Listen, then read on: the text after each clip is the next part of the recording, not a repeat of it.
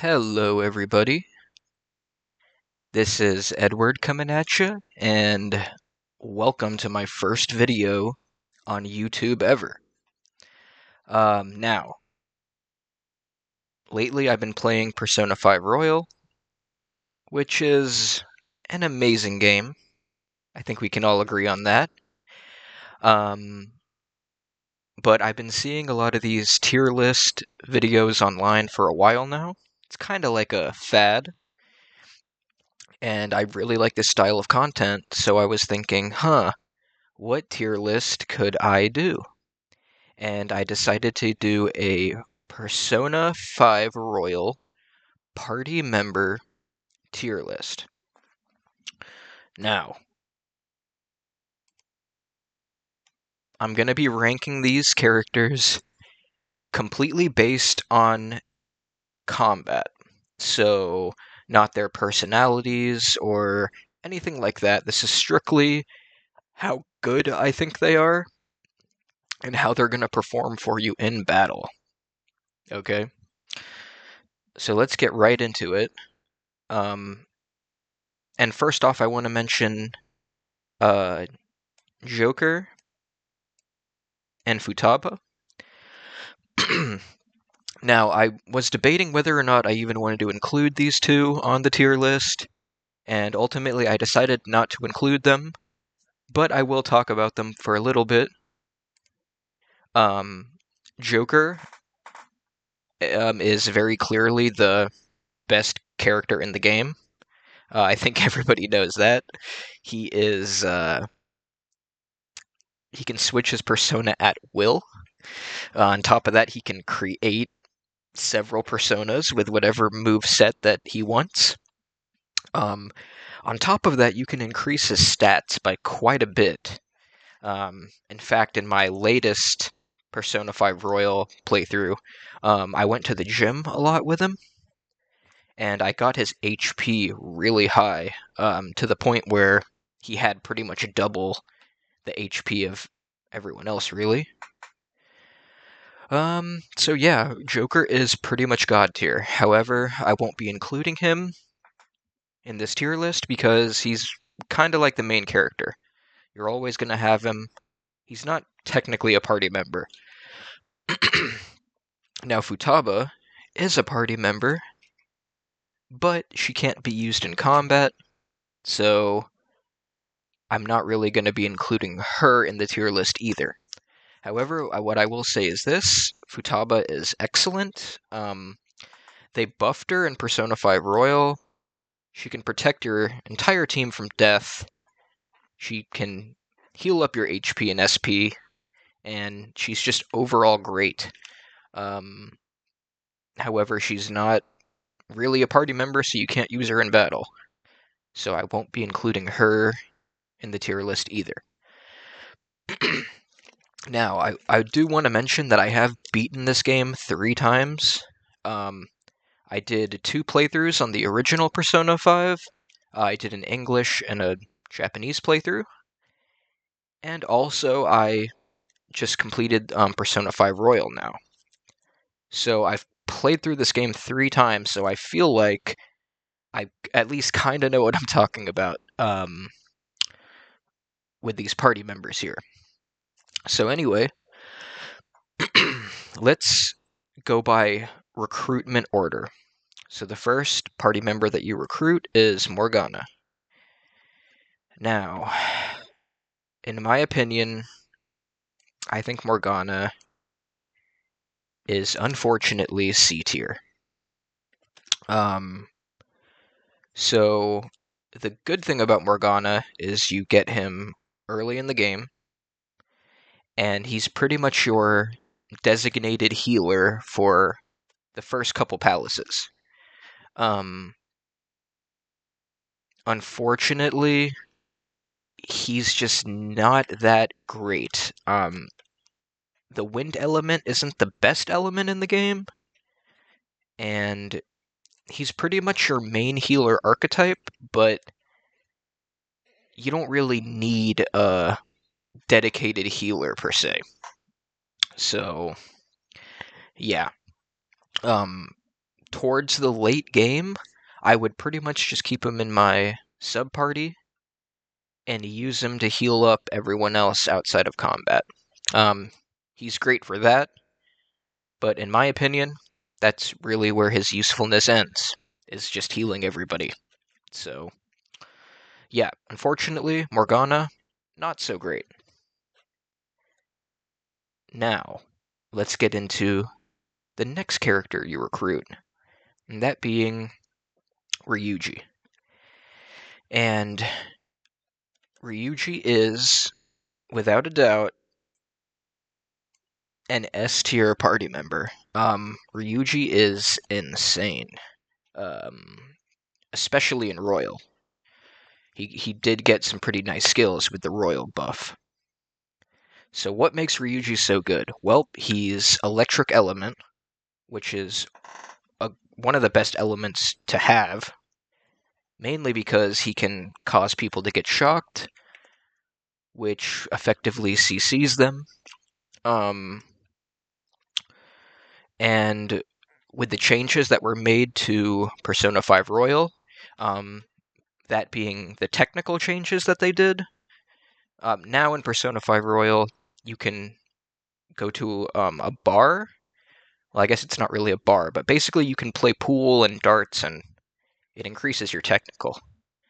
So that makes Ryuji really great because he's immune to electricity.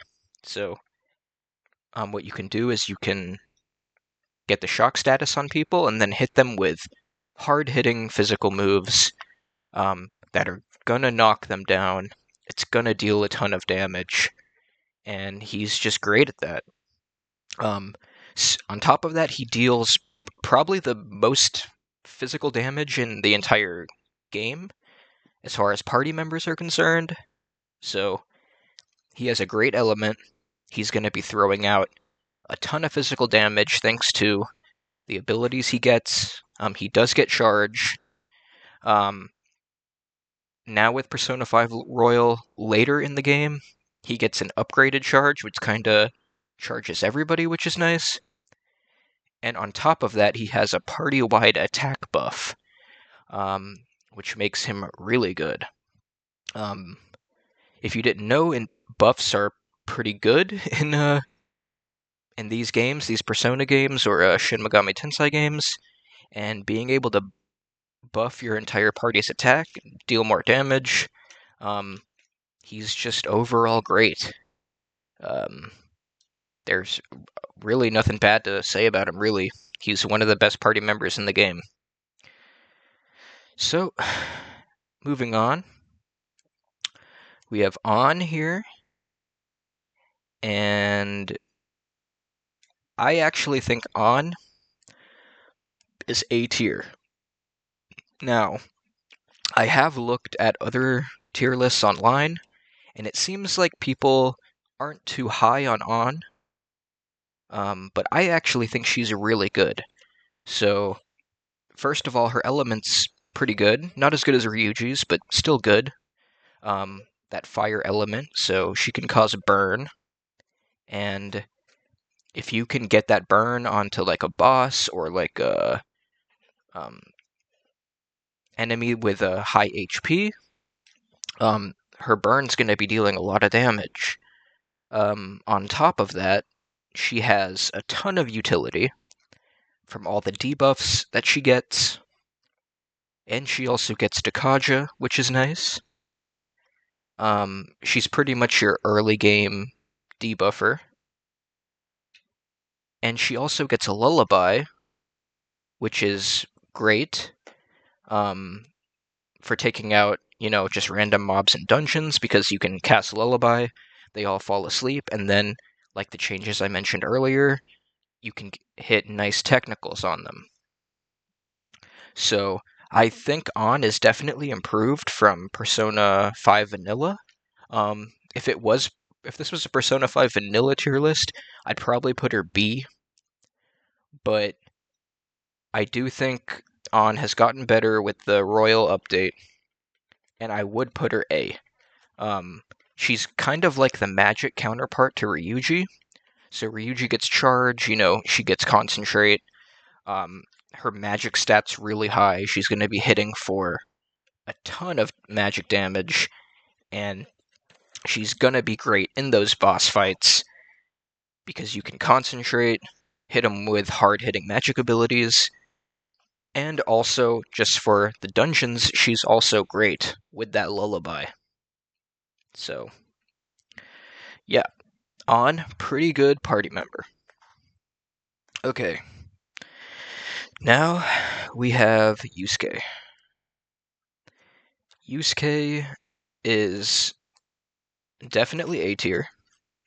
I debated who would be better on in Yusuke, and I think it's close. It's really close. I would probably put on being a little bit better than him. But Yusuke's great because he has an ice element, which, just like Ryuji's element, is really nice. You have that random chance to CC your enemy, and it sets them up for some nice physical attacks. Now, Ryuji's great because you can paralyze someone and then hit them with a physical attack, and usually it would transfer that paralyze to your own party, but because he's immune, it doesn't affect him. With Yusuke, you can freeze, and then, just like with Ryuji, hit him with a physical attack, it's going to knock him down, and that's just great. On top of that, he deals pretty good physical damage. Now, not as good as Ryuji, but still pretty good. And typically his physical attacks hit multiple times, which is going to give you a higher chance of, getting that crit, which is nice. On top of that, I feel like he received a buff from Persona 5 Royal, because the late game ability he gets is insane. It's basically it's like a heat riser, so it boosts all your party's attack, defense, and evasion. Now, it costs a lot of MP, but towards the end of the game, that's not really a problem. So, overall, Yusuke, very solid, good element. He deals good physical damage, and he has pretty good utility because he does get that party-wide evasion buff, which is going to be really nice for your party surviving in boss fights and whatnot. So yeah, and honestly, these two are like, I could honestly put Ryuji or Yusuke over on. It's close. I mean, these two are both pretty solid, but I do think on edges him out a bit. Okay, and now we'll move on to Makoto. Now, Makoto, in my opinion, Makoto is S tier. Actually, in my opinion, I think Makoto is the best party member in the game. So, reason being, number one, the nuclear element in Royal is pretty much insane. Like I mentioned earlier, you can go play darts and pool, increasing her technical, and she has so much synergy with these three characters. Because pretty much, if you can get a paralyze on someone, or a freeze, or a burn, and then you hit them with a nuclear attack, it'll knock them down, regardless of what they're, you don't even need to know their weaknesses. All you have to do is have that status on them. And Makoto is great at that. I actually think in Persona 5 Vanilla, Makoto's still really good, but with the changes made in Royal, Makoto is absolutely insane. By the time you recruit her, she's pretty much going to be a straight-up improvement over Morgana. She has great utility, because she does have that party-wide defensive buff, and she learns Meteorama pretty soon after you recruit her.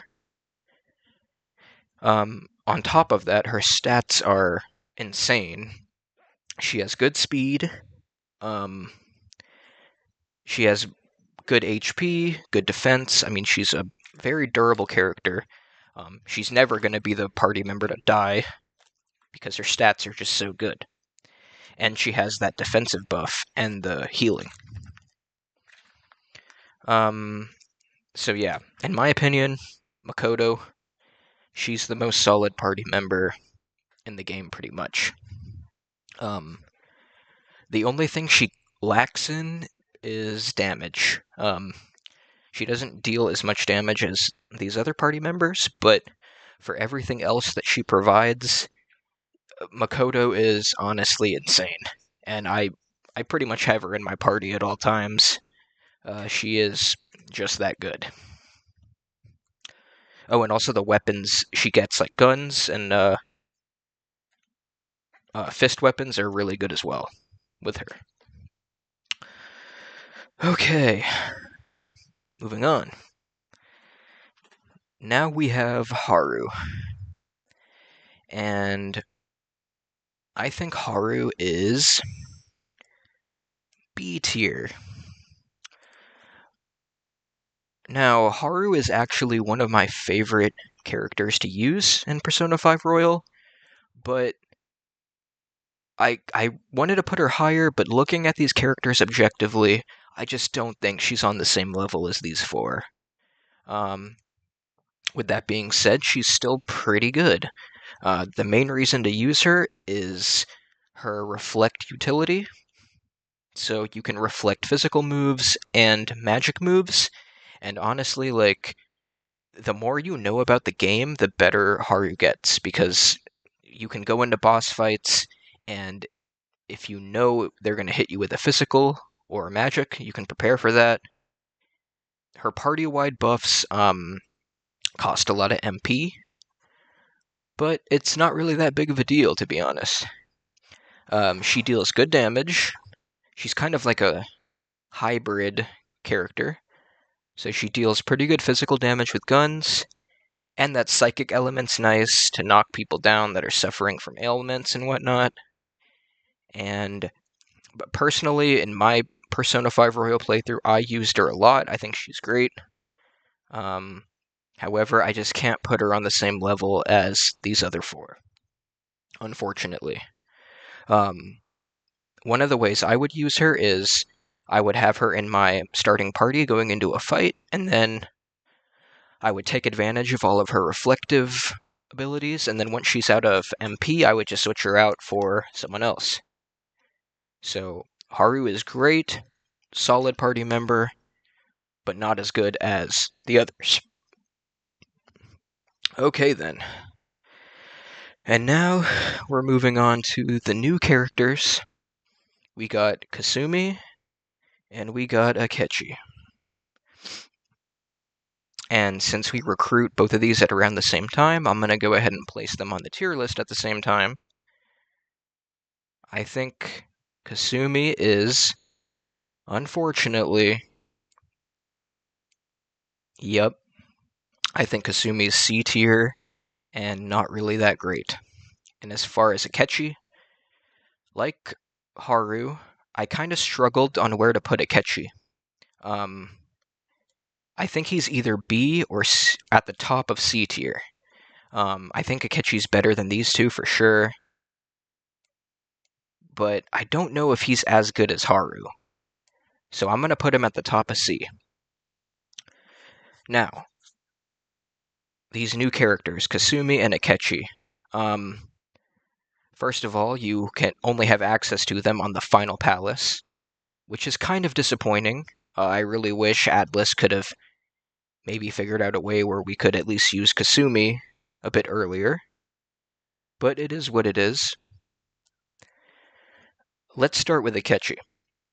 So, really what Akechi has going for him is the fact that he learns Debilitate, and the fact that he gets Almighty attacks. Now, his Dark Element's great for killing normal monsters, but not so great on boss fights. His physical damage is respectable, but it doesn't match up to the likes of Ryuji or Yusuke. The almighty damage is nice, and the fact that he gets debilitate pretty much puts him above these two, in my opinion. Because if you're going up against a boss, you can just debilitate with him. It costs a lot of MP, but really, what else are you using his MP for?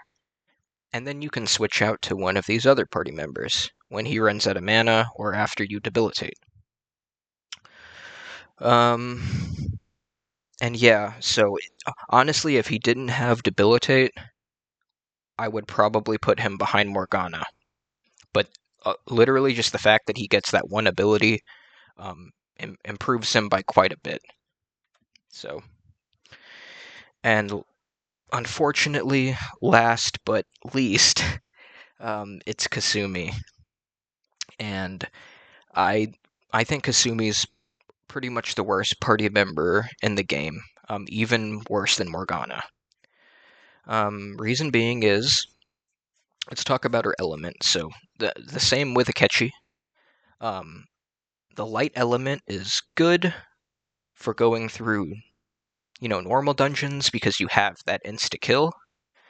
But for boss fights, not really that great. It seems like in the final dungeon there's a lot of enemies that are weak to light, so she has that going for her. But that's about it. Her gimmick is that she has physical moves with a high chance to crit, which if you do crit is nice. But to be honest, I don't think that's really worth a party member slot, especially in the late game when you have access to all of these other characters you could be using. The fact that Kasumi, the only thing she really has going for her is a physical move with a high chance to crit. She doesn't really have that much utility. In my opinion, there's really no reason to use her over these other party members, unfortunately. And then you add that onto the fact that you only have access to her on the final dungeon. I really wish they would have found a way to maybe recruit her halfway through the story, but, I'm not a game dev and I don't know how that stuff works.